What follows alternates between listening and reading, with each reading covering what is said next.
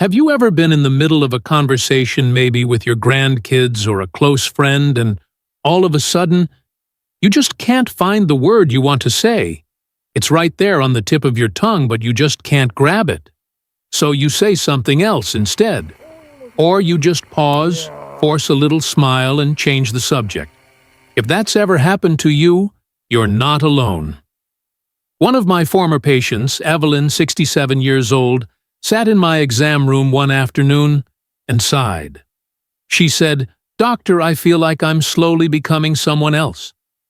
I was talking to my granddaughter, and I called the fridge a cold box. Everyone laughed, but I didn't. And later she told me she was starting to forget the names of neighbors she'd known for nearly 30 years, like little pieces of language, just slipping away. That's when I knew Evelyn was beginning her journey with what we call aphasia, the medical term for language loss. You see, most people think of Alzheimer's as just a memory disease, but often it starts much earlier and much quieter. Sometimes it's not memory that slips first, it's language. Struggling to find the right words, confusing jacket with sweater, repeating things because you don't remember you already said them. Those can be early warning signs. Now, I'm not telling you this to scare you. I'm telling you so you can recognize it, because the earlier we catch it, the more we can do to slow it down. Don't fall into the trap of thinking, "Well, I'm getting older. This must be normal." No. You still deserve a clear mind and a vibrant spirit at any age. I want you to picture this language is the bridge between you and the world. And when that bridge starts to shake, you don't ignore it. You repair it. You walk slower. You watch each step. And that's what I hope you'll do with your own mind. Slow down, listen, take care. If you find yourself forgetting words more often, repeating things, or using the wrong words, especially if that's new for you, don't brush it off. Talk to someone. See your doctor. Because sometimes silence isn't peace. It's something our body is asking us to hear. Have you ever felt that way? If so, I hope you never feel ashamed. Every word you hold on to is a piece of your story, a part of life that you deserve to keep. Now, I want you to imagine this. You're walking down the same familiar street near your home, the one you've strolled every morning for years. But today, something feels off. Your steps are shorter. Your legs feel heavy. You notice you're dragging your feet instead of lifting them. And when you turn the corner, you stumble just a little, but enough to make you stop and catch your balance. Have you ever felt like that? I ask not to worry you, but to help you tune in. Because sometimes the smallest changes are the brain's first whisper that something isn't right. Another patient of mine, Daniel, he's 72, once told me in our visit, "Doc, I think I'm just getting older. I'm not in pain or anything. I've just been losing my balance more lately, and my feet don't quite lift like they used to." He even joked, "Maybe it's just these old shoes." But after a deeper look, I knew it wasn't the shoes. It was the brain subtly trying to warn us. Smaller steps, trouble balancing, a slight lean to one side, movements not quite as smooth as before. These aren't just signs of aging. They can be early signs of neurological change, of cognitive decline, of dementia in its quiet beginnings. You see, our brain doesn't just hold our memories. It's also what helps us walk, move, gesture, balance. And when those nerve cells begin to break down, our coordination begins to shift quietly, gradually. In medicine, we call this motor coordination decline. It's often overlooked. Many folks think, well, that's just getting older. But here's what I want you to know. Getting older doesn't mean losing yourself piece by piece. If you've noticed you're walking slower, losing balance more, or feeling less steady, please don't ignore it. Talk to your doctor. Don't wait for the fall. Don't wait until you feel confused or lost. A major study from Harvard found that changes in balance and gait can show up before memory loss in Alzheimer's, which means if you listen to your body early, you get a chance to act early. And the earlier, the better. Here's the good news. You are not powerless. There are so many things you can do to protect your brain: daily movement, balance exercises, good sleep, healthy food, staying mentally and socially active. So every step you take today, every time you stay steady on your feet, it's not just about balance. It's a quiet victory, a step toward the life and the you want to hold on to. Have you ever been in a conversation and suddenly realized you couldn't quite keep up? If so, maybe it's time to listen. Not to fear, but to pay attention. Because the body is always speaking. We just have to be willing to hear it. They're still talking, still laughing, still looking at you, waiting for something. A response, a smile, anything. But your mind? It goes completely blank. Like your train of thought just slipped away. All that's left is confusion and a quiet, lingering sadness. I've had so many patients describe that exact feeling, folks in their 50s, 60s, even younger. There's one woman I remember well. Linda, 64. She told me I went to my granddaughter's birthday party. Everyone was chatting, having a great time, and I just sat there smiling politely. They talked too fast, too loud. I couldn't keep up. I felt invisible. Linda used to be a teacher, sharp, vibrant, well-loved by her students. But lately, she said she's been losing confidence in group conversations. She'd forget what she was about to say, lose her train of thought mid-sentence, or completely blank on who just asked her a question. The more she tried to keep up, the more overwhelmed and exhausted she felt. You might be thinking, maybe it's just aging.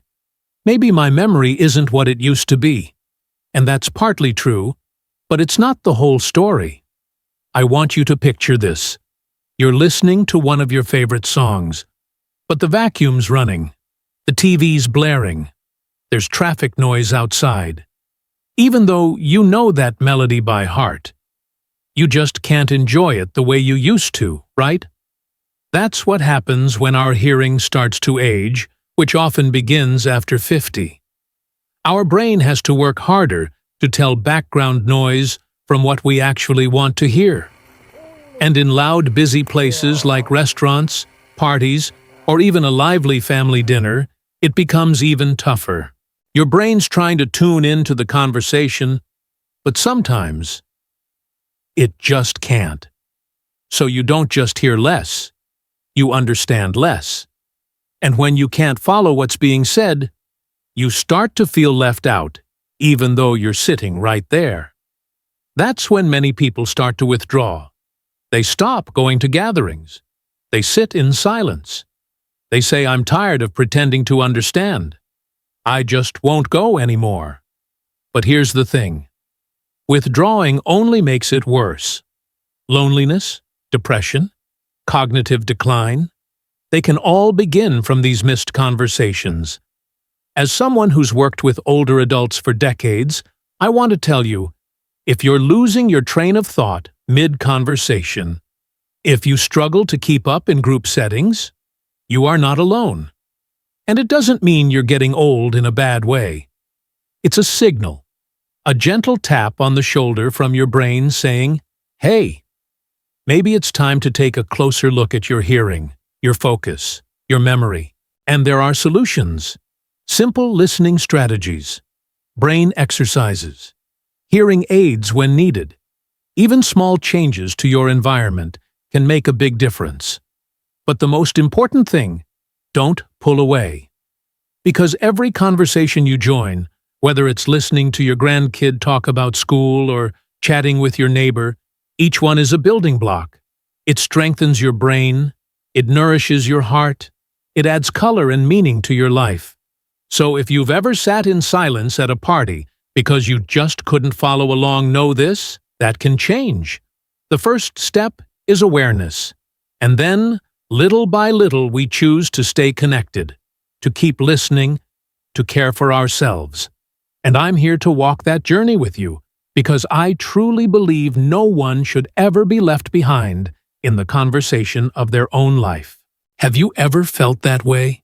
If you have, tell me about it. I'd love to listen. Have you ever walked into a room and forgotten why you were there, or started telling a story, then suddenly stopped because you couldn't remember what came next? If the answer is yes, you are not alone. And I don't say that just to comfort you. I say it as a doctor who's cared for hundreds of patients after 50, and as a son who watched his own father face the same thing. Let me tell you a story. A woman named Margaret, 68 years old, came to see me a few years ago. She had kind eyes, a soft voice, always smiling.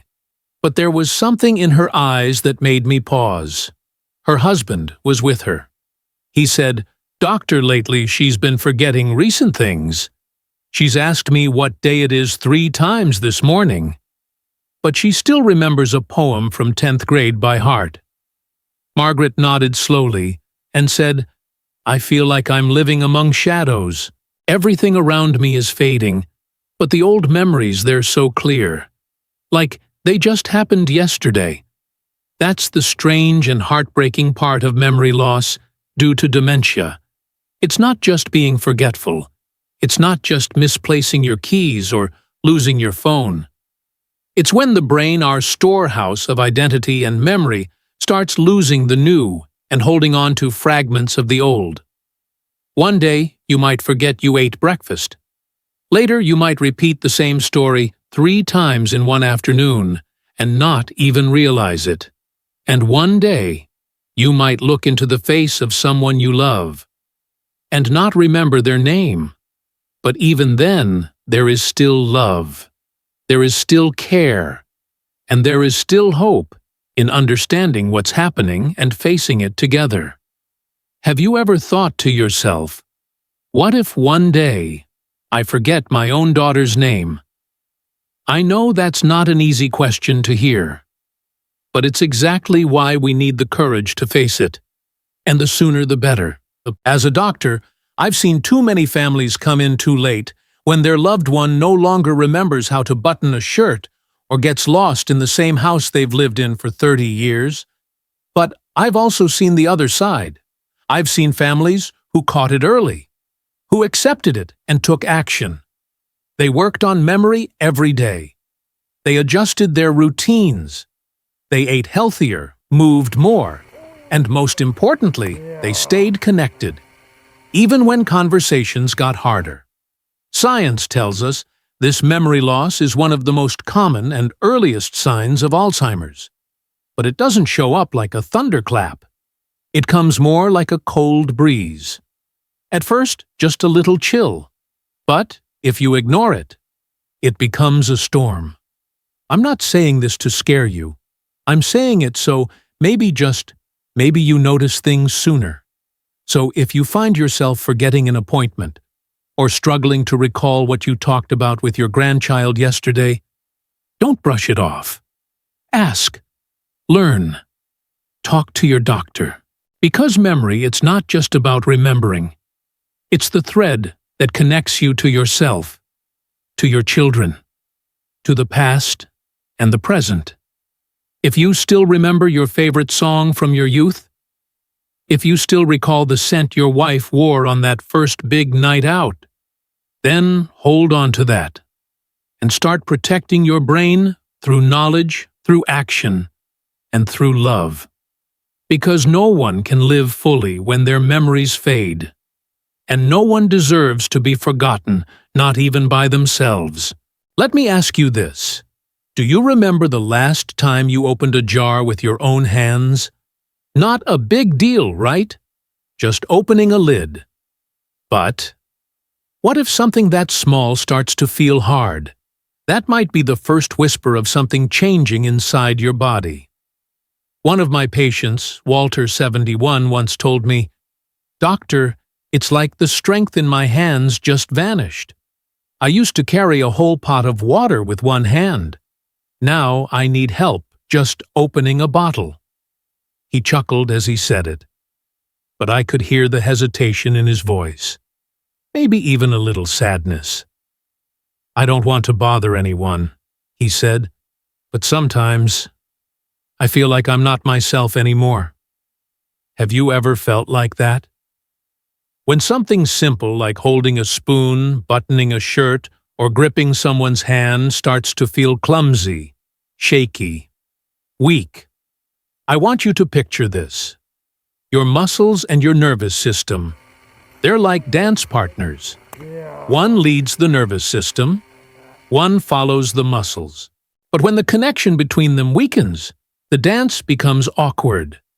Movements lose rhythm. You start to feel unsteady. And the thing is, it doesn't happen overnight. It creeps in quietly. You drop your phone more often. You fumble the knife while slicing fruit. You find yourself using two hands just to open a light door. You might think it's just age. But I want you to know losing grip strength, especially in the hands, could be a sign that the nerves and muscles aren't talking as well anymore, or that your body's been inactive for too long. And here's the key. It's not just about strength. It's about independence. From cooking to bathing to simply caring for someone you love, every little difficulty chips away at the confidence and dignity you've held your whole life. I once told Walter, "You're not weak, your body is just asking to be reawakened." And it's true. Science backs it up. Physical activity, even gentle movement, can strengthen the connection between your brain and your body. Simple hand exercises, light weights, even just opening and closing your fists each day can help rebuild that bridge between your brain and your hands. The real issue isn't whether or not you can open a jar. It's whether you start to believe you can't. So if your arms feel weaker, your hands don't move like they used to, don't chalk it up to just getting old. See it as a signal, a gentle nudge from your body saying, "Hey, it's time to pay a little more attention to me." Because true strength, it's not just in the muscles. It's in the will to hold on to your freedom, your ability, your self-worth. Do you remember what it feels like to squeeze someone's hand tight, as if to say, "I'm still here. I'm still strong"? If you do, then start again. Start today. With these hands. With yourself. Because I believe there are still so many things you're meant to reach for. And yes, you absolutely can. Can I ask you something? Are you sleeping well these days? I know it sounds like a simple question, right? But I mean it. Because in all my years as a doctor, I've learned this. Sleep isn't just rest. It's the time when your brain goes to work, repairing itself, cleaning up, resetting. And when your sleep starts getting disrupted, sometimes that's the very first warning sign that something deeper might be going on. I once had a patient named Henry, 74 years old. He told me, "Doc, these days, I don't know if I'm asleep or awake. In the middle of the night, I find myself fighting in my dreams. My wife says I punch the air, kick the bed. I wake up sore like I've been in a battle." Now that wasn't just your typical sleep issue. What I heard was a potential early sign of something neurological, possibly the beginning of a dementia process, especially Lewy body dementia. Have you ever gone through something like that? Waking up in the middle of the night not quite sure what you were dreaming, or sleeping all day because the night before was basically sleepless. See, sleep problems aren't always just part of getting older. Sometimes they're early signs that parts of the brain, especially the ones that manage dreaming and sleep cycles, are starting to get affected. And here's what's even more important. Vivid nightmares, unusual movements during sleep, waking up, still tired after a full night in bed, these are all things we need to pay attention to. Studies show that in conditions like Parkinson's and Lewy body dementia, sleep can get disturbed years before memory starts slipping. That's why I always encourage my patients not to ignore changes in sleep, even the small ones. I want you to imagine this. When we fall into deep sleep, the brain becomes like a night janitor, sweeping away waste, cleaning out plaques, clearing toxins that can damage memory and thinking. But if our sleep keeps getting interrupted, that janitor never finishes the job. And over time, the result isn't just fatigue, it might be the beginning of neurological decline. I know many people say, well, it's normal to sleep less when you're older. But no, it's not normal. Your body and brain still need time to recharge every night, just like plants still need sunlight to grow, no matter how old they are. So if you find yourself sleeping erratically, having nightmares, or napping more during the day, listen to that. Don't wait until it becomes clearer. Because by then, we may have missed the best window to do something about it. Taking care of your sleep, it's not a luxury. It's part of protecting your mind, your memory, and the person you've always been. You deserve a deep, restful night's sleep. And if you're not getting that now, start by paying attention. And don't hesitate to ask for help. Because sometimes, a peaceful night's sleep is the very first step toward holding on to a sharp, clear mind. Have you ever looked at yourself and wondered, why am I so irritable lately? Or maybe you've caught yourself feeling anxious for no reason, doubting the people you love, and then feeling guilty about how you reacted.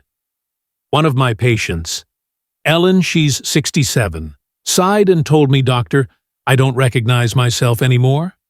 I used to be gentle, easygoing, but now my husband asks me a simple question, and I snap. Then I feel awful afterward. It's like I'm slowly becoming someone I never wanted to be." Do you ever feel the same way? Even small shifts in our personality can feel scary, because we're not just getting older.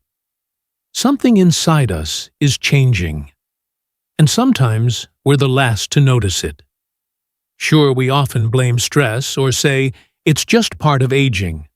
And yes, there's some truth to that. But from what I've seen as a doctor working with older adults, I can tell you this sudden or long-lasting changes in mood, especially irritability, anxiety, or withdrawal, can be early signs of changes happening in the brain. That doesn't mean you're losing your mind. But just like your heart or lungs, the brain can start to weaken too if it doesn't get the care it needs. When areas of the brain involved in emotion, like the frontal lobe or the amygdala, start losing their connection, we might become more emotional, less patient, or feel lonely even in a room full of family. Let me give you a picture. Imagine you're living in a home where the lights gradually start to dim over time. The rooms are familiar. You know every corner. But as the light fades, you start bumping into things you used to pass by with ease. It's not your fault, you just can't see them as clearly anymore. That's what happens inside the mind, too. So if you've been feeling a little off lately, please give yourself permission to be understood, to be supported, to be cared for, because you absolutely deserve that. Let me ask you something. Have you ever felt like you weren't quite feeling the world the way you used to? Not like you forgot something. Not a sharp pain. Just everything feels a little off. Suddenly the stairs seem harder to judge. You pour water into a cup, but miss slightly. And that morning cup of coffee, the one you used to love, it just doesn't smell like anything anymore. I had a patient once, Louis, 70 years old, who said to me, "Doc, I can still see everything, but it's like I can't judge where anything is. I walk across the kitchen and almost bang my head on the cabinet door." At first, he thought he just needed new glasses, but after some testing, we realized it wasn't just his eyes, it was his brain. More specifically, early signs of sensory nerve changes. And in many cases, that can be one of the first hints of dementia. You see, we often think Alzheimer's only affects memory, but the truth is, it quietly impacts many parts of the brain, including those responsible for senses, sight, smell, even spatial awareness. If you find you can't taste or smell things the way you used to, if every day sounds like the TV or a vacuum feel too much like your brain can't filter them out anymore, that might not just be sensitivity. That might be your brain telling you it's overwhelmed. And when that happens, we often start avoiding people, places, interactions, and that's how isolation begins. I want you to picture this.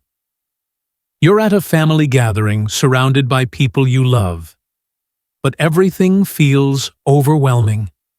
The smell of food is barely noticeable. Voices blur together like a swarm of bees. You don't know how to move around the furniture without bumping into things. You smile, but deep down, all you want is to leave. If you've ever felt that way, please know you're not alone. Studies now show that loss of smell may actually be one of the earliest signs of Alzheimer's even before memory loss shows up. And spatial confusion can raise your risk of falls or make you feel unsure about everyday tasks. That's why I want you to remember this. Our senses are the bridge between us and the world. And when that bridge starts to crack, don't ignore it. Ask questions. Talk to your doctor. Pay attention. Because what we often call just getting older might actually be the very first whisper of something deeper.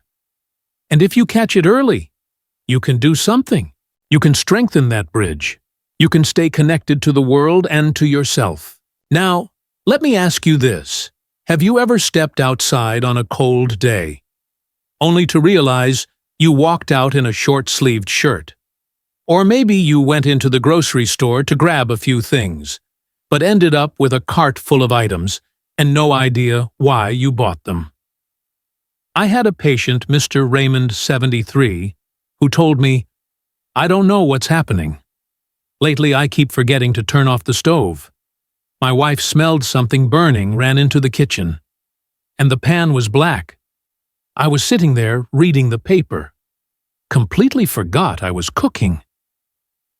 Now, Raymond had been an accountant for decades, precise, careful, detail-oriented, and suddenly he felt like he couldn't even trust himself. It wasn't just confusion that scared him, it was the feeling that he wasn't reliable anymore. Not even in his own eyes. Have you ever felt like that? Little changes in how we make decisions, impulsive shopping, unusual spending, forgetting basic tasks like turning off the stove, locking the door, or dressing for the weather. They're not just normal forgetfulness. Sometimes they're signs that the brain is working differently, quietly, slowly. Let me help you picture it this way. You are the captain of a ship that's weathered many storms, wise, experienced, steady. But one day the compass starts to drift, just slightly. Not enough to sink the ship, but enough to make you feel you're veering off course. And that's because the part of the brain responsible for judgment, decision-making, and self-control, the frontal lobe, is very sensitive to changes from aging blood flow issues or neurological conditions. You're still you. You still have your wisdom. You still have your heart. But sometimes, the inner navigator isn't quite as quick as it used to be. And that's okay. What matters most is that we notice and we act. Because awareness is power. And even the smallest course correction today can help you stay on track tomorrow. So if you've felt any of this, I want you to know you are not losing yourself. You are learning to listen more closely. And that's where real strength begins. The tricky thing about poor decision-making is, people around us often don't notice it right away. It happens quietly, like when you sign up for something over the phone that you don't need, or hand money to someone without really checking the details. And that's why we need to learn how to listen to ourselves. Not with our ears, but with awareness, with kindness, If you catch yourself doing things that feel a little out of character, don't rush to blame yourself. Pause and ask, could this be a sign that I need some support? I've seen so many people who, once they recognized these changes early on, were able to improve often with very simple steps. Daily mental exercises. Living in a safe, reminder-friendly environment. Staying socially connected. And most importantly, not hiding what they're going through. You're not becoming weaker. You're just stepping into a new chapter 1, where caution needs to walk alongside your sense of independence. If you've ever forgotten to turn off the stove, worn something totally off for the weather, or spent money without knowing why, treat that like a gentle message from your body. A soft nudge saying, hey, please pay a little more attention to me. Because clarity like muscle can be rebuilt. And the journey back, it's never too late to start. Have you ever had a day where you just didn't want to do anything at all? Didn't want to go outside? Didn't want to pick up the phone? Didn't even want to reply to a message?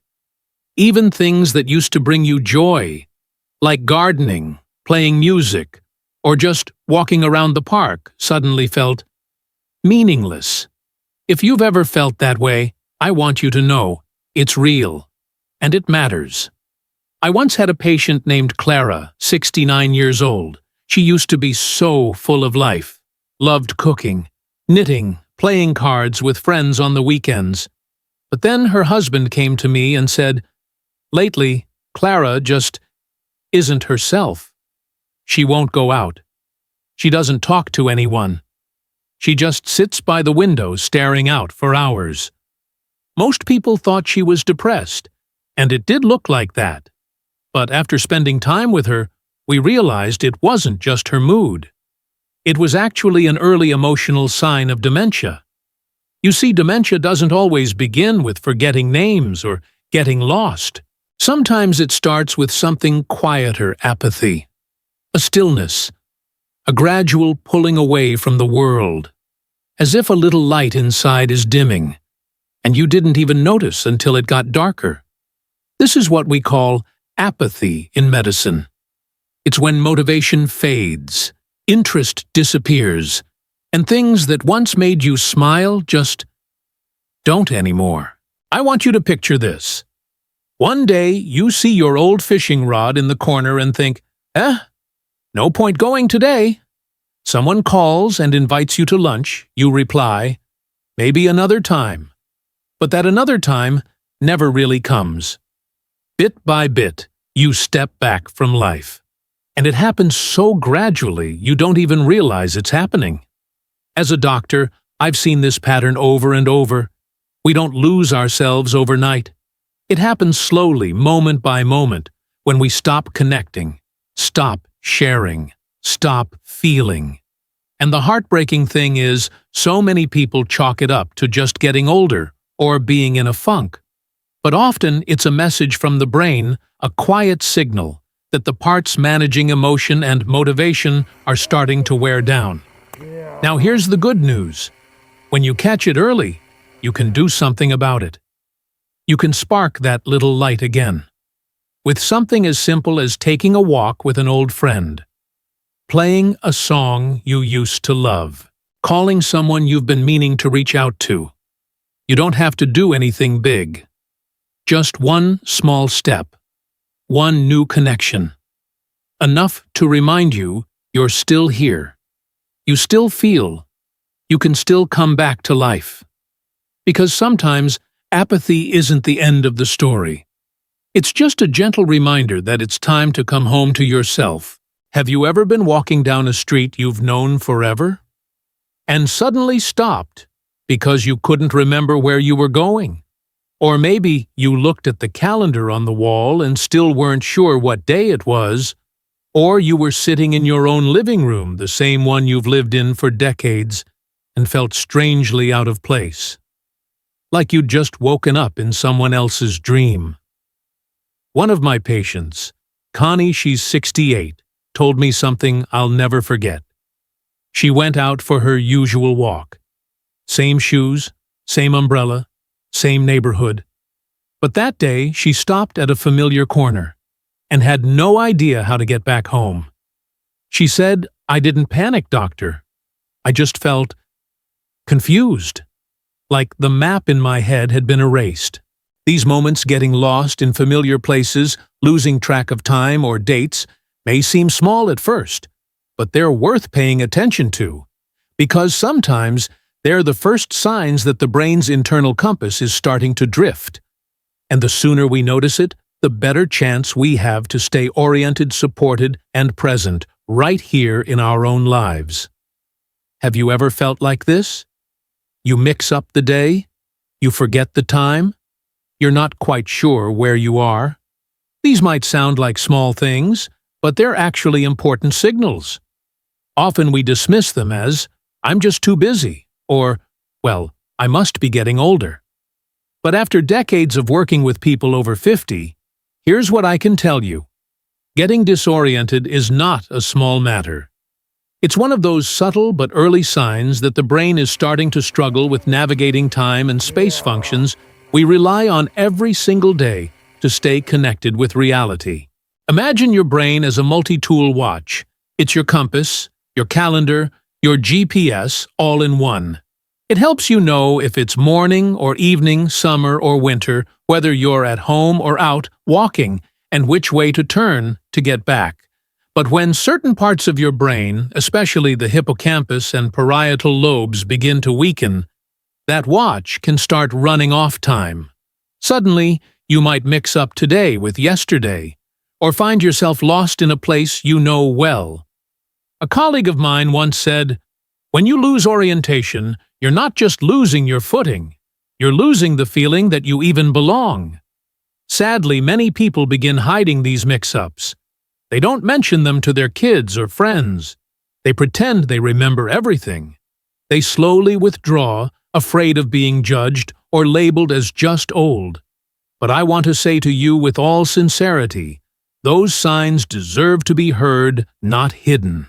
The earlier we notice them, the sooner we can act through exercises, lifestyle changes, cognitive tools. Many patients who spoke up early and started gentle orientation training saw real improvement.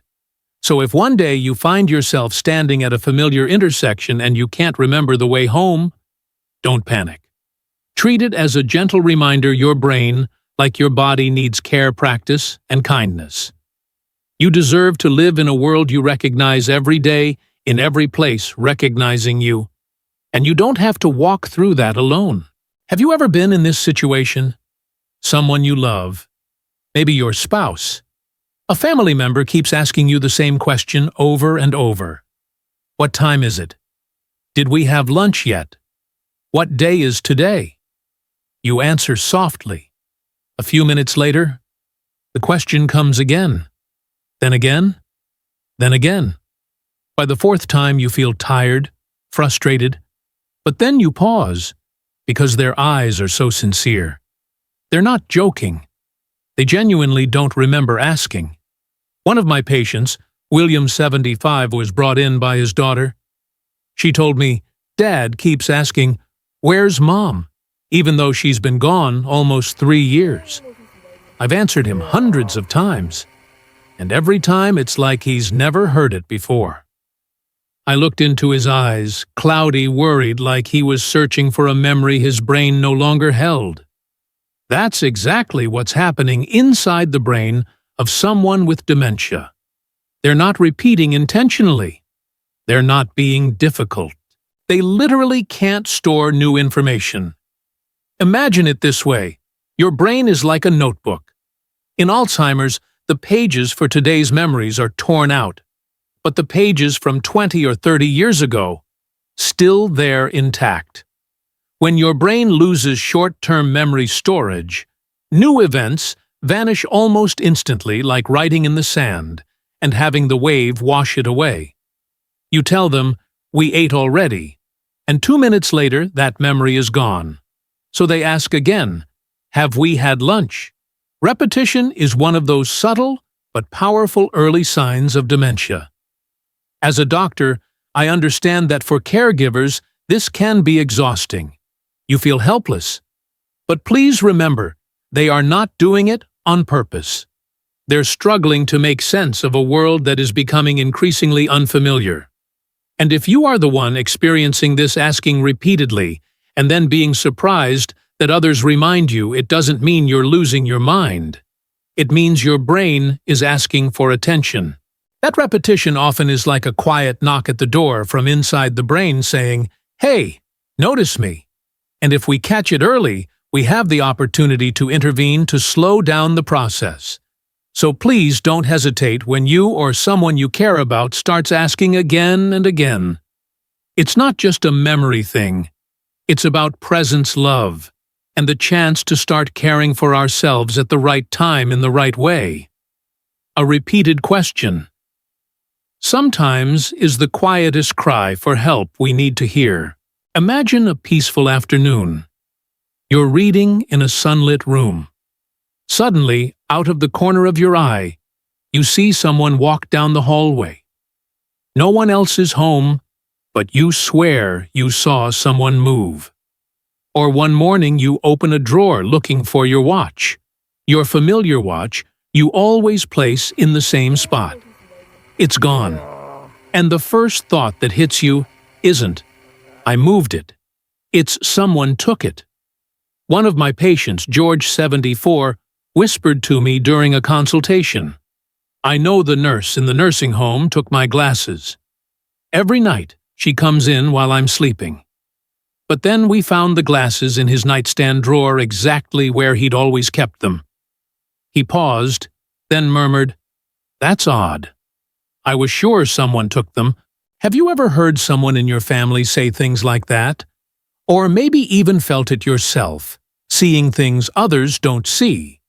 These mild delusions, suspecting someone took something, or hallucinations, seeing people who aren't there or hearing vague voices, are often what I call the first frosted windows in certain brain conditions, especially mid-stage Alzheimer's or Lewy body dementia.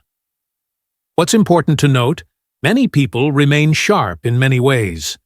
They still converse, still recognize faces, still laugh with humor and clarity. That's why families often dismiss statements like, "I saw someone in the house last night," or "the neighbor looks at me strangely," as just old imagination. But from my clinical experience, that's when we need to listen more closely. I'm not telling you this to scare you.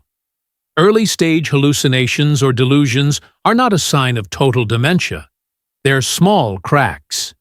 Small signs that the brain is starting to process reality a little differently. Imagine this. It's like a thin layer of fog slowly settling over the once clear line between what's real and what's not. The person going through it, they're not trying to lose control. They're just trying to make sense of a world that's starting to feel unfamiliar even to themselves. And the most important thing I've learned, and what I want to share with you, is this understanding from loved ones is the anchor that keeps them grounded in reality. Instead of saying, "No, that's not real," try something like, "I can see why that would worry you. Let's take a look together, okay? I've seen beautiful changes happen when families learn to listen, to validate, and to help their loved one feel safe again." When that's paired with early diagnosis and the right support, we can truly help maintain their quality of life, their kindness, their memories, their emotions, the core of who they are. So if one day you see something that no one else sees, or someone you love starts suspecting things that don't quite add up, don't look away. Think of it as a door gently opening, an invitation for care, for gentleness, and for the courage to face it together. Because every one of us deserves to live in a world where we don't feel alone, even if that world is changing. Even if it's a small, quiet corner of the mind that's shifting. There's something I want to share with you, something I've learned in over 30 years of working with older adults. Sometimes the most important thing isn't the cure. It's the early recognition. You see, dementia doesn't slam the door open. It walks in quietly, soft footsteps down the hallway of memory. A phrase repeated. An appointment missed. A friend's name forgotten. And then, one day, someone you love begins slipping away, not physically, but mentally.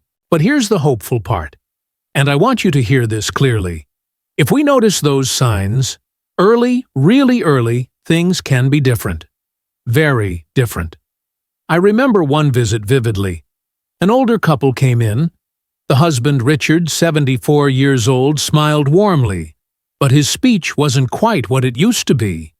His wife said, "Lately, he's been forgetting words, not remembering how to get home." I knew something was off, but our friends just said, "Oh, that's normal at this age." I looked at her and said, "Getting older doesn't mean fading away. We may age, but we can still live clearly if we're paying attention." That day, Richard was diagnosed with early-stage Alzheimer's, and because it was caught early, their family had time to plan to make lifestyle changes to adjust routines, and most importantly, to spend more quality time together, present, aware, loving for longer. I'm not telling you this to scare you. I'm telling you because that small moment of attention today could make a huge difference down the road. Even tiny changes, trouble sleeping, changes in how someone walks, pulling away from things they used to love, can be your brain whispering, something's changing. Please notice. And if we're gentle, observant, and brave enough not to ignore it, we can start the journey before it's too late. Because when dementia progresses, it's not just the person going through it who's affected. The whole family goes through it too. It can be a hard road, but it doesn't have to be overwhelming. Not if we prepare early. So if you've ever thought, "Maybe it's just old age," I hope you'll pause and think again. Maybe it's a sign to stop, listen, and take that first step. Early diagnosis is not a sentence. It's a door. A door to clarity. A door to making the most of the years ahead. A door to love that stays grounded, instead of being swept away by what could have been prevented. You deserve that. And so does the person you love. If you've stayed with me until now, I want to thank you truly. Because not everyone takes the time to understand their own health, especially when the earliest signs are so quiet, so subtle that we often overlook them. But your presence here today, that tells me something. It tells me you care. And that's the very first step toward a healthier, more empowered journey. I hope what we've shared today, whether about memory, movement, emotions, or the senses, has helped you look at your body with a little more gentleness and awareness. Because I truly believe taking care of our health isn't just something we do at the doctor's office, it's how we live.